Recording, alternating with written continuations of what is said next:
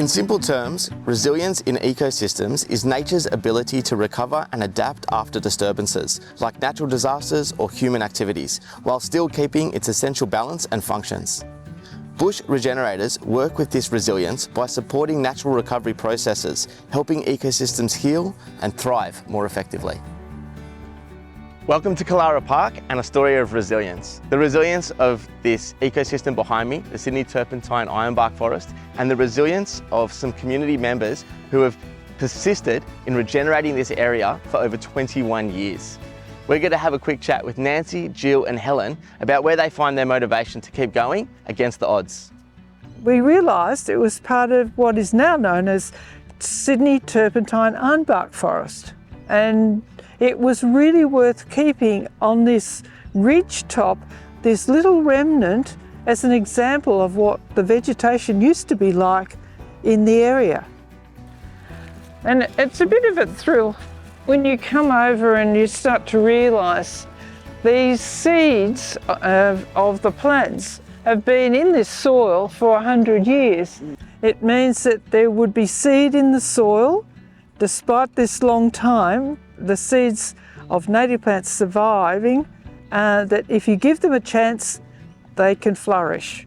It all started in 2002 when local residents, Marjorie and Rolf, told me that there were native plants around the trees, but the rest was mown. Oh, right. And so there was potential, there was resilience on the site for the native vegetation to recover. However, first the mowing had to be stopped, and then somebody needed to take the weeds out to allow the native plants to grow. Over 50 volunteers and over 1,000 hours has been put in over a bit over 21 years. So the concept with regeneration, when we can, is to work with nature. So Always. Where we can recognise resilience, that's where we know that we've got the best chance of letting nature to return to the state that it was in. Yeah, this forest has had some major setbacks. Back in November 2019 there was a major storm that went through and so many trees were damaged they had to bring in bulldozers to clear away all the debris, and we ended up with a lot of very bare soil. We've had other problems in the past. There have been times when the rabbits came and they ate a lot of the little seedlings. One of the biggest problems that we have here has been garden dumping and invasive grasses that are smothering the native plants. So this is a baby tree, this is a small turpentine, and its parent is up above us. So here we have a Dianella with very pretty flowers, and they go into berries which are quite tasty. So here we have an example of hedgehog grass, a Carnopogon. It's rough to the touch, very spiky, and it's an example of a plant that has just come up by itself, an example of the resilience that we have in this reserve. Here we have a blueberry ash, the beautiful white flowers. It's in peak flower at the moment. This is the native one, which is white, and the cultivars you see in gardens are the pink ones.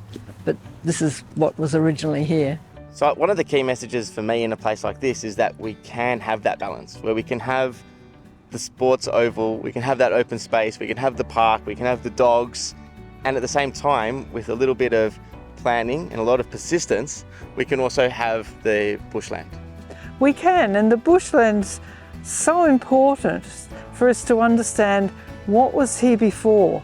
So this Turpentine Ironbark Forest is a tiny remnant, and it contains so much diversity in plants, in animals, everything from the birds to the spiders and all kinds of insects, and the fungi in the soil. That whole ecosystem is present. That's right, and we've rescued it in this tiny remnant. This really is a success story, and it's about the dedication of bush regenerators from the community who have worked so hard over so many years to regenerate an area like this, understanding the ups and downs, both natural and human-caused disturbances, and working with the resilience of the bushland to get a result like this.